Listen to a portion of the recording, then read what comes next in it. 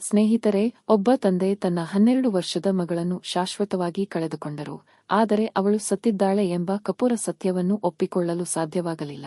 ಆದ್ದರಿಂದ ಅವರು ಅನಿರೀಕ್ಷಿತ ನಿರ್ಧಾರವನ್ನು ತೆಗೆದುಕೊಂಡರು. ಅವರು ತಮ್ಮ ಮಗಳ ಶವಪೆಟ್ಟಿಗೆಯಲ್ಲಿ ರಹಸ್ಯವಾಗಿ ಸಿಸಿಟಿವಿ ಕ್ಯಾಮೆರಾವನ್ನು ಅಳವಡಿಸಿದರು. ಆದರೆ ನಂತರ ಕ್ಯಾಮೆರಾದಲ್ಲಿ ದಾಖಲಾಗಿದ್ದ ದೃಶ್ಯವನ್ನು ನೋಡಿ ಅವರ ಹೃದಯ ಮುರಿದು ಹೋಯಿತು. ಆ ದೃಶ್ಯ ಅವರ ಜೀವನವನ್ನು ಬದಲಾಯಿಸಿತು. ಹೌದು ಸ್ನೇಹಿತರೆ, ಈ ಕತೆ ನಿಜವಾಗಿಯೂ ಹೃದಯಸ್ಪರ್ಶಿ ಮತ್ತು ಭಾವನಾತ್ಮಕವಾಗಿದೆ. ಆದ್ದರಿಂದ ವಿಡಿಯೋವನ್ನು ಇಷ್ಟಪಡಲು ಮತ್ತು ಕೊನೆಯವರೆಗೂ ನೋಡಲು ಮರೆಯದಿರಿ. ಹೈದರಾಬಾದ್ನ ಮಧ್ಯಮ ವರ್ಗದ ಅಪಾರ್ಟ್ಮೆಂಟ್ನಲ್ಲಿ ಮೋಹನ್ ಎಂಬ 48 ವರ್ಷದ ವ್ಯಕ್ತಿ ಮೆಕ್ಯಾನಿಕಲ್ ಎಂಜಿನಿಯರ್ ಆಗಿ ಕೆಲಸ ಮಾಡುತ್ತಿದ್ದರು. ಆದರೆ ನಿಧಿ ಜನಿಸಿದ ಸ್ವಲ್ಪ ಸಮಯದ ನಂತರ ಅವರ ಪತ್ನಿ ಪ್ರಿಯಾ ಅನಾರೋಗ್ಯದಿಂದ ನಿಧನರಾದ ಕಾರಣ ಅವರು ತಮ್ಮ 12 ವರ್ಷದ ಮಗಳು ನಿಧಿಗಾಗಿ ಮಾತ್ರ ತಮ್ಮ ಜೀವನವನ್ನು ನಡೆಸಿದರು. ಈಗ ಮೋಹನ್ ತಮ್ಮ 12 ವರ್ಷದ ಮಗಳು ನಿಧಿಯೊಂದಿಗೆ ವಾಸಿಸುತ್ತಿದ್ದರು. ಅವಳು ಅವನ ಜೀವನ. ಅವರು ಸಣ್ಣ, ಸಂತೋಷದ ಕುಟುಂಬ. ಎಲ್ಲರೂ ತಮ್ಮ ನೆರೆಹೊರೆಯವರೊಂದಿಗೆ ಆನಂದಿಸುತ್ತಿದ್ದರು. ಆದರೆ ಅವರು ಪರಸ್ಪರ ಜೀವನವನ್ನು ಆಳವಾಗಿ ನೋಡಲಿಲ್ಲ. ಮೋಹನ್ಗೆ ಅವರ ಮಗಳು ನಿಧಿಯೇ ಅವರ ಪ್ರಪಂಚ. ಅವಳು ಅವನ ಶಕ್ತಿ ಮತ್ತು ದೌರ್ಬಲ್ಯ. ತನ್ನ ಹೆಂಡತಿ ತೀರಿಕೊಂಡ ನಂತರವೂ ನಿಧಿ ತನ್ನ ಜೀವನದ ಬಗ್ಗೆ ಯೋಚಿಸಿದನು. ಒಂದು ದಿನ ನಿಧಿ ಮೇಜಿನ ಬಳಿ ಬಣ್ಣದ ಪೆನ್ಸಿಲ್ಗಳಿಂದ ಚಿತ್ರ ಬರೆಯುತ್ತಾ ಕುಳಿತಿದ್ದ. ಅವಳ ತಂದೆ ಮೋಹನ್ ಇನ್ನೊಂದು ಕಡೆ ಅವನು ತನ್ನ ಮಗಳಿಗೆ ಟಿಫಿನ್ ತಯಾರಿಸುತ್ತಿದ್ದನು. ಹಾಗೆ ತಯಾರಿ ನಡೆಸುತ್ತಿದ್ದಾಗ ನಿಧಿ ಬಂಗಾರು ತನ್ನ ತಾಯಿಯನ್ನು, ನೀನು ಏನು ಮಾಡುತ್ತಿದ್ದೀಯಾ ಅಮ್ಮ ಎಂದು ಕೇಳಿದನು. ನಂತರ ನಿಧಿ ತುಂಬಾ ಸಂತೋಷದಿಂದ ತನ್ನ ತಂದೆಗೆ ತನ್ನ ಚಿತ್ರ ಬಿಡಿಸುವುದನ್ನು ತೋರಿಸಿದನು. ಆ ಚಿತ್ರದಲ್ಲಿ ನಿಧಿ ಇಬ್ಬರು ಹೆಣ್ಣು ಮಕ್ಕಳನ್ನು ಒಟ್ಟಿಗೆ ಬಿಡುವುದನ್ನು ತಂದೆ ನೋಡಿದನು.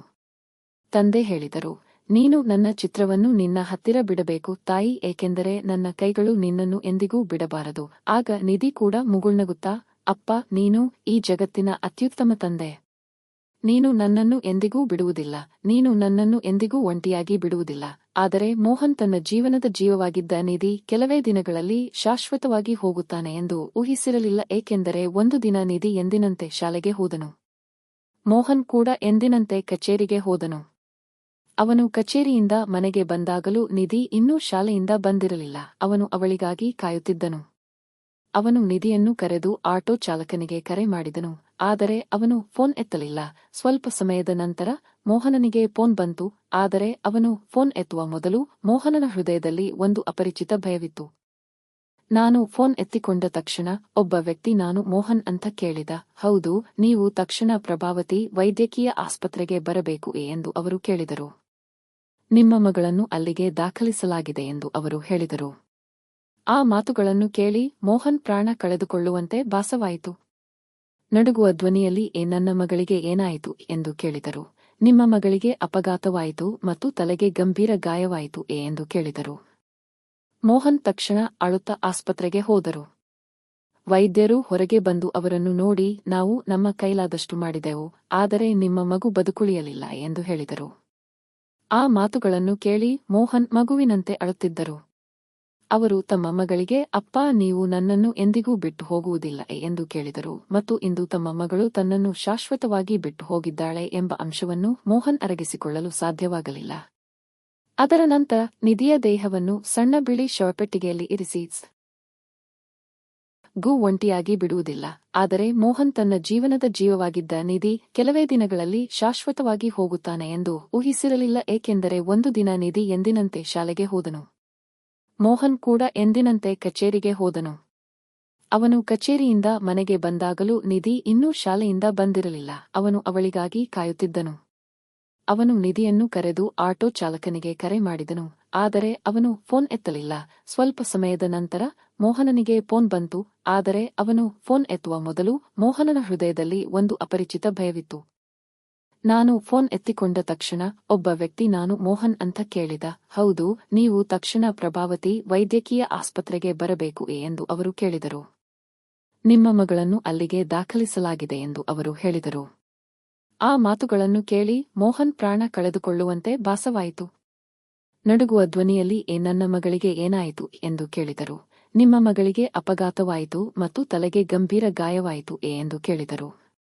ಮೋಹನ್ ತಕ್ಷಣ ಅಳುತ್ತಾ ಆಸ್ಪತ್ರೆಗೆ ಹೋದರು. ವೈದ್ಯರು ಹೊರಗೆ ಬಂದು ಅವರನ್ನು ನೋಡಿ, ನಾವು ನಮ್ಮ ಕೈಲಾದಷ್ಟು ಮಾಡಿದೆವು, ಆದರೆ ನಿಮ್ಮ ಮಗು ಬದುಕುಳಿಯಲಿಲ್ಲ ಎಂದು ಹೇಳಿದರು. ಆ ಮಾತುಗಳನ್ನು ಕೇಳಿ ಮೋಹನ್ ಮಗುವಿನಂತೆ ಅಳುತ್ತಿದ್ದರು. ಅವರು ತಮ್ಮ ಮಗಳಿಗೆ, ಅಪ್ಪಾ, ನೀವು ನನ್ನನ್ನು ಎಂದಿಗೂ ಬಿಟ್ಟು ಹೋಗುವುದಿಲ್ಲ ಎಂದು ಕೇಳಿದರು ಮತ್ತು ಇಂದು ತಮ್ಮ ಮಗಳು ತನ್ನನ್ನು ಶಾಶ್ವತವಾಗಿ ಬಿಟ್ಟು ಹೋಗಿದ್ದಾಳೆ ಎಂಬ ಅಂಶವನ್ನು ಮೋಹನ್ ಅರಗಿಸಿಕೊಳ್ಳಲು ಸಾಧ್ಯವಾಗಲಿಲ್ಲ. ಅದರ ನಂತರ ನಿಧಿಯ ದೇಹವನ್ನು ಸಣ್ಣ ಬಿಳಿ ಶವಪೆಟ್ಟಿಗೆಯಲ್ಲಿ ಇರಿಸಿ ಸ್ಮಶಾನದಲ್ಲಿ ಹೂಳಲಾಯಿತು. ಅಲ್ಲಿನ ಸಮಾಧಿಗಳ ನಡುವೆ ನಿಧಿಯ ಸಮಾಧಿ ತುಂಬಾ ವಿಚಿತ್ರವಾಗಿ ಕಾಣುತ್ತಿತ್ತು.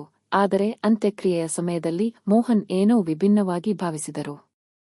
ಆ ಶವಪೆಟ್ಟಿಗೆಗಳು ನಿಧಿಯದ್ದಾಗಿದ್ದವು. ದೇಹವು ತುಂಬಾ ಬಿಳಿ ಮತ್ತು ಶಾಂತವಾಗಿತ್ತು, ಆದರೆ ಆಕೆಯ ಕೈಗಳಲ್ಲಿ ನೀಲಿ ಗುರುತುಗಳಿದ್ದವು. ಅದನ್ನು ಮರಣೋತ್ತರ ಪರೀಕ್ಷೆಯ ವರದಿಯಲ್ಲಿ ಎಲ್ಲಿಯೂ ಉಲ್ಲೇಖಿಸಲಾಗಿಲ್ಲ ಎಂದು ಅವರು ನೆನಪಿಸಿಕೊಂಡರು. ನನ್ನ ಮಗಳಿಗೆ ಏನಾಯಿತು ಎಂದು ಅವರು ಯಾವುದೇ ಪ್ರಶ್ನೆಗಳನ್ನು ಕೇಳಿದಾಗ ಅಲ್ಲಿನ ವೈದ್ಯಕೀಯ ಸಿಬ್ಬಂದಿ ಅಸ್ವಾಭಾವಿಕವಾಗಿ ಪ್ರತಿಕ್ರಿಯಿಸಿದರು. ಅವರ ಕಣ್ಣುಗಳು ಅರಳಿದವು. ಮೊದಲು ಮೋಹನ್ ಇದೆಲ್ಲವೂ ತನ್ನ ಭ್ರಮೆ ಮತ್ತು ನೋವಿನಿಂದ ಹೀಗೆ ಅನುಭವಿಸುತ್ತಿದ್ದೇನೆ ಎಂದು ಭಾವಿಸಿದನು. ಆದರೆ ಅವನ ಮನಸ್ಸಿಗೆ ಶಾಂತಿ ಸಿಗಲಿಲ್ಲ. ತನ್ನ ಮಗಳೊಂದಿಗಿನ ನೆನಪುಗಳು ಮೋಹನನನ್ನು ಬಿಡಲಿಲ್ಲ. ತನ್ನ ಮಗು ನಿಧಿಯನ್ನು ತನ್ನ ಜೀವನವೆಂದು ಭಾವಿಸಿದ್ದ ಮೋಹನ್ ಅವಳು ಸತ್ತಾಗ ತುಂಬಾ ಅಳುತ್ತಿದ್ದನು. ಮಗಳನ್ನು ಕಳೆದುಕೊಂಡ ನೋವಿನಲ್ಲಿ ಅವನು ಯಾರೊಂದಿಗೂ ಹೆಚ್ಚು ಮಾತನಾಡಲು ಸಾಧ್ಯವಾಗಲಿಲ್ಲ. ಅವನು ಜೀವನದಲ್ಲಿ ಭರವಸೆಯನ್ನು ಕಳೆದುಕೊಂಡನು. ಅಂತ್ಯಕ್ರಿಯೆಯ ಸಮಯದಲ್ಲಿಯೂ ಸಹ ಅಲ್ಲಿ ವ್ಯವಸ್ಥೆ ಮಾಡಿದ್ದವರು ಚರ್ಚಿಸುತ್ತಾ ನಗುತ್ತಿದ್ದ ದೃಶ್ಯ ಅವನ ಕಣ್ಣುಗಳ ಮುಂದೆ ಗೋಚರಿಸುತ್ತಿತ್ತು. ಅಂತಹ ಜನರ ಮೇಲೆ ನಾವು ಹೆಚ್ಚು ಸಮಯ ವ್ಯರ್ಥ ಮಾಡಬಾರದು. ಅವರಲ್ಲಿ ಒಬ್ಬರು ಹೇಳಿದ ಮಾತುಗಳು ಮೋಹನನ ಹೃದಯವನ್ನು ಚುಚ್ಚುತ್ತಲೇ ಇದ್ದವು. ಅಂತಹ ಜನರು ಯಾರು? ಅದಕ್ಕಾಗಿಯೇ ಮೋಹನ್ ಆ ದಿನದಿಂದ ನಿಧಿಯ ಸಮಾಧಿಯಲ್ಲಿ ಹೆಚ್ಚಿನ ಸಮಯವನ್ನು ಕಳೆಯುತ್ತಿದ್ದನು. ಆದರೆ ಒಂದು ದಿನ ಮೋಹನ್ ಪ್ರತಿದಿನದಂತೆ ಸಮಾಧಿಗೆ ಹೋದಾಗ ನಿಧಿಯ ಸಮಾಧಿಯ ಮಣ್ಣು ಚಲಿಸಿರುವುದನ್ನು ಅವನು ಗಮನಿಸಿದನು. ಇದು ಅವನಿಗೆ ಅನುಮಾನವನ್ನುಂಟು ಮಾಡಿತು. ಕೆಲವು ಮಕ್ಕಳು ಇಲ್ಲಿಗೆ ಬಂದು ಆಟವಾಡಿದ್ದಾರೆಯೇ ಅಥವಾ ನಾಯಿಗಳು ಏನನ್ನಾದರೂ ಅಗೆದಿವೆಯೇ ಎಂದು ಅವನಿಗೆ ಅನುಮಾನವಿತ್ತು. ತನ್ನ ಮನಸ್ಸನ್ನು ಮನವೊಲಿಸಲು ಸಾಧ್ಯವಾಗದೆ ನಿಜವಾಗಿಯೂ ಏನಾಯಿತು ಎಂದು ಕಂಡುಹಿಡಿಯಲು ಅವನು ರಾತ್ರಿಯಿಡೀ ಸಮಾಧಿಯಲ್ಲಿಯೇ ಇದ್ದನು. ಅವನು ನಿದ್ರಿಸಲು ಪ್ರಯತ್ನಿಸುತ್ತಾನೆ. ಆದರೆ ಕಾವಲುಗಾರ, ಸರ್, ನೀವು ಹೀಗೆ ಮಾಡಬಾರದು. ನೀವು ಹೀಗೆ ಮಾಡಿದರೆ ನಾವು ನಿಮ್ಮ ವಿರುದ್ಧ ದೂರು ದಾಖಲಿಸಬೇಕಾಗುತ್ತದೆ ಎಂದು ಹೇಳಿ ಹೊರಟು ಹೋಗುತ್ತಾನೆ. ಆದರೆ ನಿಜವಾಗಿಯೂ ಏನೂ ನಡೆಯುತ್ತಿದೆಯೇ? ಬೇಸಿದ ಮೋಹನ್ಗೆ ಒಂದು ಉಪಾಯ ಬಂದಿತು. ತನ್ನ ಮಗಳು ನಿಧಿಯ ಸಮಾಧಿಯಲ್ಲಿ ಒಂದು ಸಣ್ಣ ಸಿಸಿಟಿವಿ ಕ್ಯಾಮೆರಾವನ್ನು ಅಳವಡಿಸಲು ಅವನು ನಿರ್ಧರಿಸಿದನು. ಆ ಸಣ್ಣ ರಹಸ್ಯ ಕ್ಯಾಮೆರಾವನ್ನು ಅಳವಡಿಸಿ ಯಾರಾದರೂ ತನ್ನ ಮಗಳ ಸಮಾಧಿಗೆ ಬರುತ್ತಿದ್ದಾರೆಯೇ ಅಥವಾ ಅದರ ಹಿಂದೆ ಬೇರೆ ಏನಾದರೂ ರಹಸ್ಯವಿದೆಯೇ ಎಂದು ಕಂಡುಹಿಡಿಯಲು ಅವನು ನಿರ್ಧರಿಸಿದನು. ನಿಧಿ ಹಿಂದಿನ ದಿನ ತನ್ನ ತಂದೆಗೆ ಹೇಳಿದ್ದ ಮಾತುಗಳನ್ನು ಮೋಹನ್ ನೆನಪಿಸಿಕೊಂಡನು. ಅಪ್ಪಾ, ನೀವು ನನ್ನನ್ನು ಎಂದಿಗೂ ಬಿಟ್ಟು ಹೋಗುವುದಿಲ್ಲ ಎಂದು ಅವಳು ಹೇಳಿದ ನೆನಪುಗಳು ಮೋಹನನನ್ನು ಒಂದು ಕ್ಷಣವೂ ಬಿಡಲಿಲ್ಲ. ಅದಕ್ಕಾಗಿಯೇ ಅವಳು ಸಮಾಧಿ ಮಾಡಿದ ನಂತರ ಅವನು ಪ್ರತಿ ರಾತ್ರಿ ತನ್ನ ಲ್ಯಾಪ್ಟಾಪ್ನಲ್ಲಿ ಸಿಸಿಟಿವಿ ವಿಡಿಯೋವನ್ನು ನೋಡುತ್ತಿದ್ದನು. ಒಂದು ದಿನ ಯಾವುದೇ ಬದಲಾವಣೆಗಳಿರಲಿಲ್ಲ. ಆದರೆ ಒಂದು ರಾತ್ರಿ ರಹಸ್ಯ ಕ್ಯಾಮೆರಾದಲ್ಲಿ ರೆಕಾರ್ಡ್ ಆದ ವಿಡಿಯೋವನ್ನು ನೋಡಿದಾಗ ಮೋಹನ್ ಆಘಾತಕ್ಕೊಳಗಾದನು. ಆ ರಾತ್ರಿ ಸುಮಾರು 2:30 ಸುಮಾರಿಗೆ ಇಬ್ಬರು ಮುಸುಕುಧಾರಿಗಳು ಬಂದರು. ಅವರಲ್ಲಿ ಒಬ್ಬರು ಸ್ಮಶಾನದಲ್ಲಿ ಕೆಲಸ ಮಾಡುವ ವ್ಯಕ್ತಿಯಂತೆ ಕಾಣುತ್ತಿದ್ದರು. ಸ್ವಲ್ಪ ಸಮಯದ ನಂತರ ಅವನು ಸಮಾಧಿಯನ್ನು ಅಗೆಯಲು ಪ್ರಾರಂಭಿಸಿದನು. ಮೋಹನ್ ಆ ದೃಶ್ಯವನ್ನು ನೋಡಿದನು. ಏನಾದರೂ ಆಗಬಹುದು ಎಂದು ಹೆದರಿ ಪ್ರತಿ ರಾತ್ರಿಯೂ ಸಮಾಧಿಯತ್ತ ಓಡಲು ಪ್ರಾರಂಭಿಸಿದನು. ಅವನು ತನ್ನ ಮಗಳ ಸಮಾಧಿಯ ಬಳಿಗೆ ಹೋಗಿ ತನ್ನ ಭಯ ನಿಜವಾಗುವುದನ್ನು ನೋಡಿದನು. ಯಾರೋ ನಿಧಿ ಸಮಾಧಿಯನ್ನು ಅಗೆದಿದ್ದರು. ಆಕೆಯ ಶವ ಸಮಾಧಿಯೊಳಗೆ ಇಲ್ಲದ ಕಾರಣ ಮೋಹನ್ ಭಯದಿಂದ ನಡುಗುತ್ತಾ ಸುತ್ತಲೂ ಹುಡುಕುತ್ತಲೇ ಇದ್ದ. ಮಗಳ ಶವ ಕಣ್ಮರೆಯಾಗಿದೆ ಎಂಬ ಸತ್ಯ ಅವನ ಹೃದಯವನ್ನು ಹರಿದು ಹಾಕಿತು. ಅವನು ತಕ್ಷಣ ಧೈರ್ಯ ತಂದುಕೊಂಡು ತಕ್ಷಣ ಪೊಲೀಸ್ ಠಾಣೆಗೆ ಹೋಗಿ ದೂರು ದಾಖಲಿಸಿದನು. ಅಲ್ಲಿ ಪೊಲೀಸರು ಅವನನ್ನು ಮಾನಸಿಕವಾಗಿ ಅಸ್ಥಿರನಾದ ತಂದೆಯೆಂದು ಕರೆದು ಅವನಿಗೆ ಯಾವುದೋ ಚಿಂತೆಯಾಗುತ್ತಿದೆ ಎಂದು ಹೇಳಿದರು. ಅವನು ಅವನನ್ನು ಹೊಡೆದನು. ಆದರೆ ಅಷ್ಟರಲ್ಲಿ ಒಬ್ಬ ಎಸ್ಟ ಬಂದು, ಮುದುಕ, ಮನೆಗೆ ಹೋಗಿ ಮಲಗು, ಇಲ್ಲದಿದ್ದರೆ ಯಾವುದೋ ಪ್ರಾಣಿ ಹೀಗೆ ಮಾಡಿದೆ. ನಮ್ಮನ್ನು ಹೆಚ್ಚು ಚಿಂತಿಸಬೇಡಿ. ನಾವು ನಾಳೆ ಬೆಳಿಗ್ಗೆ ಬಂದು ನೋಡುತ್ತೇವೆಯೇ ಎಂದು ಹೇಳಿದನು. ಅವನು ತನ್ನ ದೂರನ್ನು ಪಕ್ಕಕ್ಕೆ ಇಟ್ಟನು. ಆದರೆ ಮೋಹನ್ ಇದನ್ನು ಬಿಡದೆ ತನ್ನದೇ ಆದ ತನಿಖೆಯನ್ನು ಪ್ರಾರಂಭಿಸಿದನು. ಅವನು ಸ್ಮಶಾನದ ಕೆಲಸಗಾರರನ್ನು ಪ್ರಶ್ನಿಸಲು ಪ್ರಾರಂಭಿಸಿದನು. ಅವರಲ್ಲಿ ಕೆಲವರು ಅವನೊಂದಿಗೆ ಮಾತನಾಡಲು ಸಿದ್ಧರಿರಲಿಲ್ಲ. ಆದಾಗ್ಯೂ ಕಾವಲುಗಾರ ಸತ್ಯ ಜೊತೆ ಮಾತನಾಡಿದಾಗ ಮೋಹನ್ ಖಂಡಿತವಾಗಿಯೂ ಏನನ್ನಾದರೂ ಮರೆಮಾಡುತ್ತಿದ್ದಾನೆ ಎಂದು ಭಾವಿಸಿದನು. ಮೋಹನ್ ಅವನನ್ನು ಎಷ್ಟು ಹೊತ್ತು ಪ್ರಶ್ನಿಸಿದರೂ ನನಗೆ ಏನೂ ಗೊತ್ತಿಲ್ಲ ಸರ್ ಎಂದು ಹೇಳುತ್ತಲೇ ಇದ್ದನು. ಮೋಹನ್ ಅವನನ್ನು ಒಬ್ಬಂಟಿಯಾಗಿ ಭೇಟಿಯಾಗಿ ನಿಧಿಯ ಶವ ಎಲ್ಲಿದೆ ಎಂದು ದಯವಿಟ್ಟು ಹೇಳುವಂತೆ ಕೇಳಿದನು. ಅವನಿಗೆ ಬೇಕಾದಷ್ಟು ಹಣ ಕೊಡುವುದಾಗಿ ಹೇಳಿದನು. ಆದರೆ ಹೇಳುವುದಿಲ್ಲ. ಆದರೆ ಕೆಲವು ದಿನಗಳ ನಂತರ ಮೋಹನ್ ಮುಂದೆ ಬಂದು ಸತ್ಯವನ್ನು ಹೇಳುತ್ತಾನೆ. ಸರ್, ಇಲ್ಲಿ ಈ ರೀತಿ ಅನೇಕ ದೇಹಗಳು ಕಣ್ಮರೆಯಾಗಿರುವುದು ಇದೇ ಮೊದಲಲ್ಲ. ಹಿಂದಿನ ತಿಂಗಳಲ್ಲೂ ಕೂಡ ಇನ್ನೊಂದು ಮಗು, ಒಬ್ಬ ಯುವತಿ ಮತ್ತು ವೃದ್ಧೆ ಈ ರೀತಿ ಕಣ್ಮರೆಯಾಗಿದ್ದರು ಮತ್ತು ಯಾರೂ ಕಾಳಜಿ ವಹಿಸದಿದ್ದರು. ಮೋಹನ್ ಕಾಳಜಿ ವಹಿಸದಿದ್ದರೆ ಈ ವಿಷಯ ಈಗ ಹೊರಬರುತ್ತಿರಲಿಲ್ಲ. ಆದಾಗ್ಯೂ ಸ್ಮಶಾನದ ನೌಕರರ ಜೊತೆಗೆ ಕೆಲವು ವೈದ್ಯರು ಮತ್ತು ಆಸ್ಪತ್ರೆ ಆಡಳಿತ ಮಂಡಳಿಯು ಈ ದಟ್ಟಣೆಯಲ್ಲಿ ಭಾಗಿಯಾಗಿದ್ದಾರೆಂದು ಅವನಿಗೆ ತಿಳಿದುಬಂತು. ಅವರೆಲ್ಲರೂ ರಹಸ್ಯ ಗ್ಯಾಂಗ್ನಂತೆ ಕೆಲಸ ಮಾಡುತ್ತಿದ್ದರು. ಅವರು ಸತ್ತವರ ಅಂಗಗಳನ್ನು ಹೊರಗಿನ ಪ್ರಪಂಚಕ್ಕೆ ತಿಳಿಯದಂತೆ ರಫ್ತು ಮಾಡುತ್ತಿದ್ದರು. ನಿಧಿಯ ದೇಹವನ್ನು ಅದೇ ರೀತಿಯಲ್ಲಿ ಎಲ್ಲೋ ಮಾರಾಟ ಮಾಡಿರಬೇಕು. ಇದೆಲ್ಲವೂ ಒಂದು ದೊಡ್ಡ ಮಾಫಿಯಾ ಹಗರಣ ಎಂದು ಅವನು ಹೇಳುತ್ತಾನೆ. ಆಸ್ಪತ್ರೆಗಳು ಶವಗಳನ್ನು ಹೊರತೆಗೆದು ವೈದ್ಯಕೀಯ ಪ್ರಯೋಗಾಲಯಗಳಿಗೆ ಮಾರಾಟ ಮಾಡುತ್ತಿವೆ.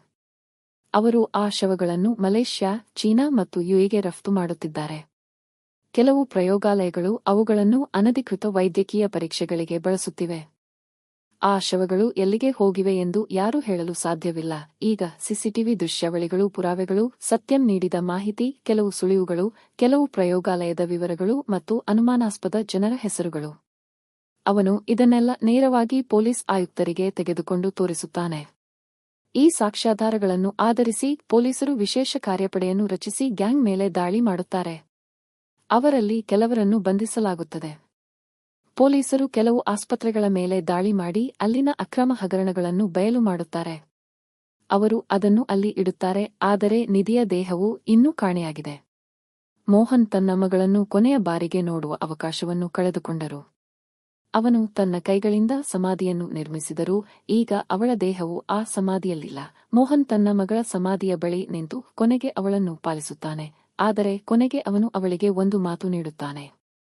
ನಿಧಿ, ನಿನಗೆ ನ್ಯಾಯ ಸಿಗುವವರೆಗೂ ನಾನು ಹೋರಾಡುತ್ತೇನೆ.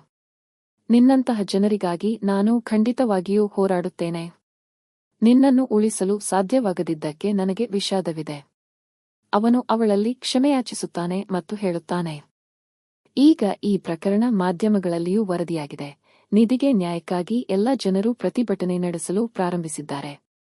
ಈಗ ಈ ಪ್ರಕರಣದ ವಿಚಾರಣೆ ನ್ಯಾಯಾಲಯವನ್ನು ತಲುಪಿದೆ. ನ್ಯಾಯಾಲಯದ ಮುಂದೆ ಪ್ರತಿಭಟನಾಕಾರರು ದೊಡ್ಡ ಕರಪತ್ರಗಳನ್ನು ಹಿಡಿದು ಘೋಷಣೆಗಳನ್ನು ಕೂಗಿದರು. ನಿಧಿಗೆ ನ್ಯಾಯ ಬೇಕು. ಇಂತಹ ದೌರ್ಜನ್ಯ ಎಸಗುವವರನ್ನು ಕ್ಷಮಿಸಬಾರದು. ಮಾಧ್ಯಮಗಳು ಹಾಗೂ ಪತ್ರಕರ್ತರು ಯಾರನ್ನೂ ಬಿಡುತ್ತಿಲ್ಲ. ಮೋಹನ್ ಮತ್ತು ಅವರ ಎಲ್ಲಾ ಪತ್ರಕರ್ತ ಸ್ನೇಹಿತರು ಸಹ ನ್ಯಾಯಾಲಯದ ಸಭಾಂಗಣವನ್ನು ಪ್ರವೇಶಿಸಿದಾಗ ಸಭಾಂಗಣದಲ್ಲಿ ಶಾಂತ ವಾತಾವರಣವಿತ್ತು.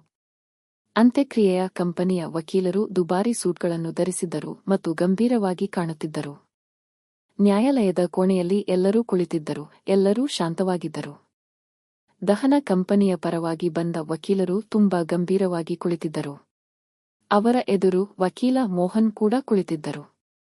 ನಂತರ ವಿಚಾರಣೆಯ ಸಮಯದಲ್ಲಿ ಶವಸಂಸ್ಕಾರ ಕಂಪನಿಯನ್ನು ಪ್ರತಿನಿಧಿಸುವ ವಕೀಲರು ಮೋಹನನನ್ನು ಹುಚ್ಚ ತಂದೆಯಂತೆ ಬಿಂಬಿಸಲು ಪ್ರಯತ್ನಿಸಿದರು.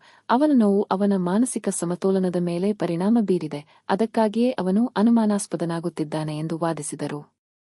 ಆದಾಗ್ಯೂ ಮೋಹನ್ ರಹಸ್ಯವಾಗಿ ರೆಕಾರ್ಡ್ ಮಾಡಿದ ವಿಡಿಯೋಗಳು, ಅವನು ಸಂಗ್ರಹಿಸಿದ ಪುರಾವೆಗಳು ಮತ್ತು ಅವರ ವಿರುದ್ಧ ಸತ್ಯಂ ನೀಡಿದ ಸಾಕ್ಷ್ಯದೊಂದಿಗೆ ನ್ಯಾಯಾಲಯದಲ್ಲಿ ನಿಜವಾದ ಸತ್ಯ ಸ್ಪಷ್ಟವಾಯಿತು. ನಂತರ ಮೋಹನ್ ಅನ್ನು ಪ್ರತಿನಿಧಿಸುವ ವಕೀಲರು, ಈ ಕಂಪನಿಯ ವಿರುದ್ಧ ಈಗಾಗಲೇ ಅನೇಕ ದೂರುಗಳಿವೆ, ಇದೆಲ್ಲದರ ಬಗ್ಗೆ ಅವರು ಏನು ಹೇಳಬಹುದು ಎಂದು ಹೇಳಿದರು. ನಿಧಿಯಂತೆ ಆ ಸ್ಮಶಾನದಲ್ಲಿ ಈಗಾಗಲೇ ಅನೇಕ ಶವಗಳು ಕಣ್ಮರೆಯಾಗುತ್ತಿವೆ.